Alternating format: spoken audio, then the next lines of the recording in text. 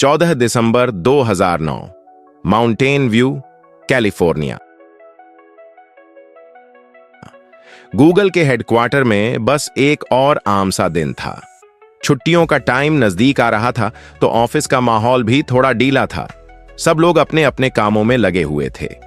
तभी एक cyber security वाला बंदा अपने कंप्यूटर पर कुछ चेक कर रहा था।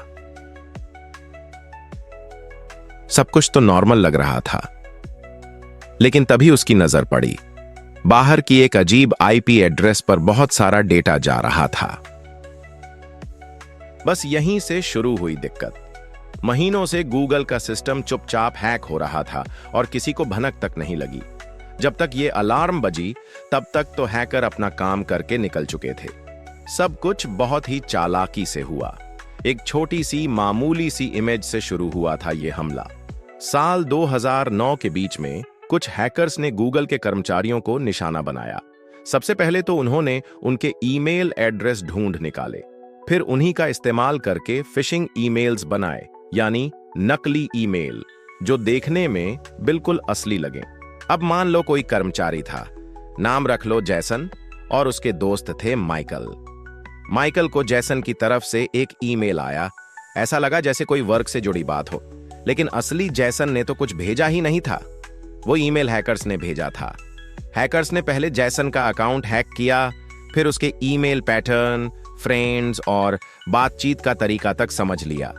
इसीलिए उनका फर्जी मेल ऐसा बना कि पहचानना मुश्किल था।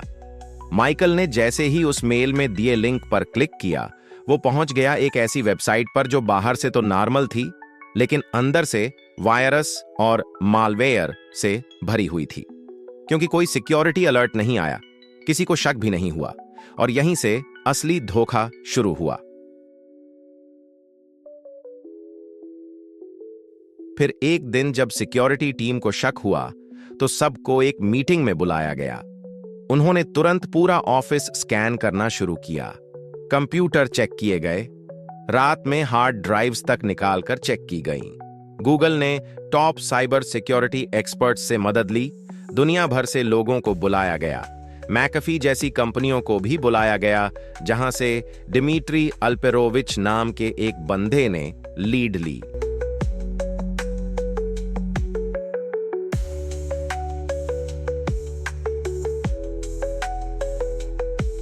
जैसे जैसे जांच बढ़ी, उन्हें एक मालवेयर फाइल में ऑरोरा नाम का एक क्लू मिला। शायद हैकर्स ने खुद डाला था, या हो सकता है गलती से छूट गया हो। इसी नाम पर इस ऑपरेशन को कहा गया ऑपरेशन ऑरोरा। लेकिन असली डरावनी बात यह थी कि गूगल के सिस्टम्स में इतना बड़ा छेद कैसे हो गया। पता चला हैकर्स ने इंटरनेट एक्सप्लोरर 6 के एक 0-डे एक्सप्लॉइट का फायदा उठाया था।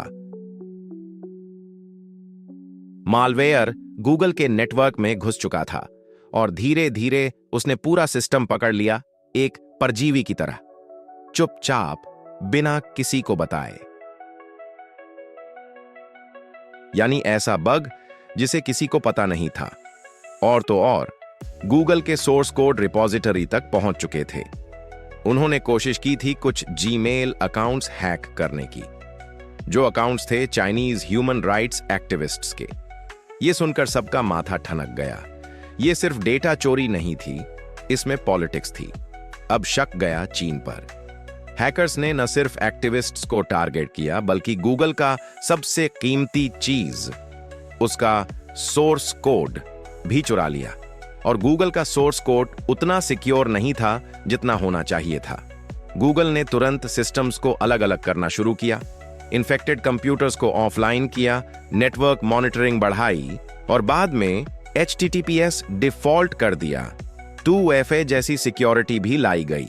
जनवरी 2010 में गूगल ने एक ब्लॉग पोस्ट डाला, a new approach to China, और साफ बोल दिया कि अब वो चीन से अपना बिजनेस समेट रहा है। मार्च 2010 में गूगल ने अपनी सर्च सर्विसेज हांगकांग शिफ्ट कर दी।